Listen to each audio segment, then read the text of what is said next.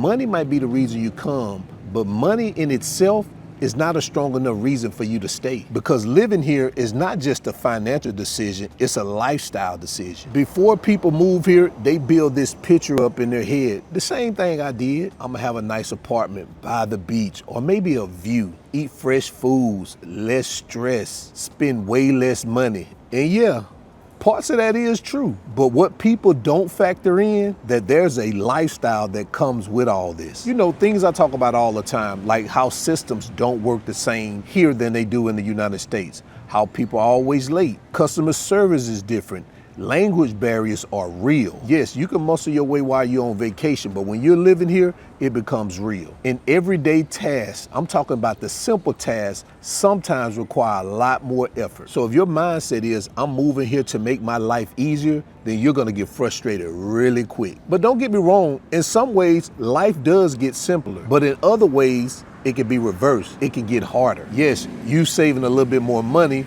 but you're spending a lot more energy. I can attest to that. The people who last here are the people who actually want to build a real life here. They just didn't come here for the cheaper living or to find a woman. They came here because they wanted something different, a slower pace of life, more time with their family, less pressure, a different culture, a different way of life. They didn't come here trying to recreate the US in another country. They came here ready to adapt, and that's the difference. And I would say that's how I was. Because if everything has to feel like home in order for you to adapt, you're gonna be comfortable all the time. But if you come here just willing to learn, willing to adjust, willing to embrace how things are, now you're not fighting the lifestyle, you're flowing with it. And here's what I don't think people really understand, but if you can grasp this concept, you don't move to another country to change it, you move to another country for it to change you. So what makes people actually stay here in Dominican Republic?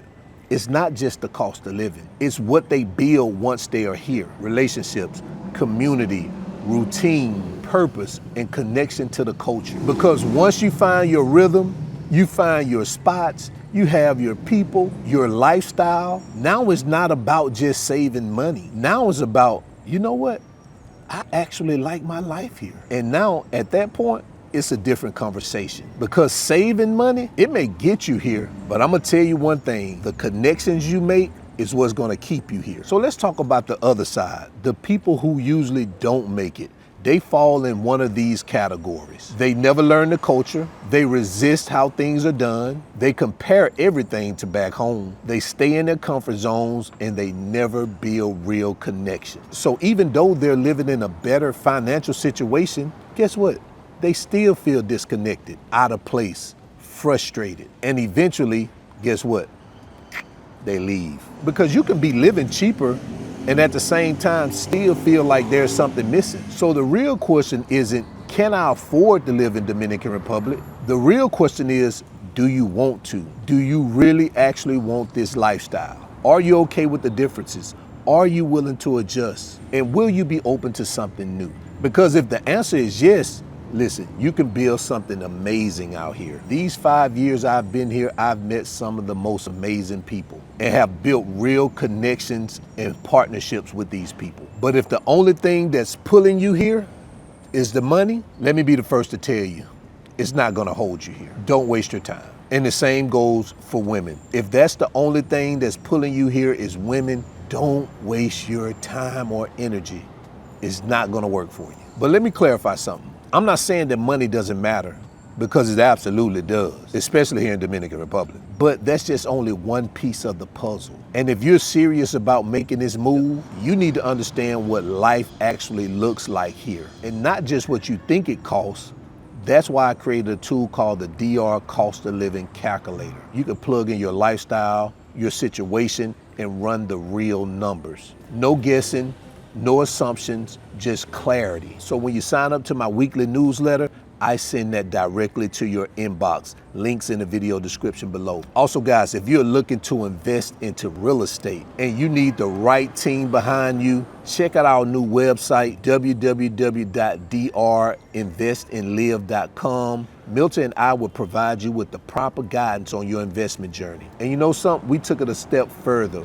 We created a bi-weekly DR Invest and Live newsletter For people who are only interested in investing, sign up for that newsletter. We're going to be sharing real estate information, new project development, market analysis, and anything centered around real estate. The link to that is also in the video description below. And if this video hits you, I want you to watch the next one where I talk about what most people experience once they get here.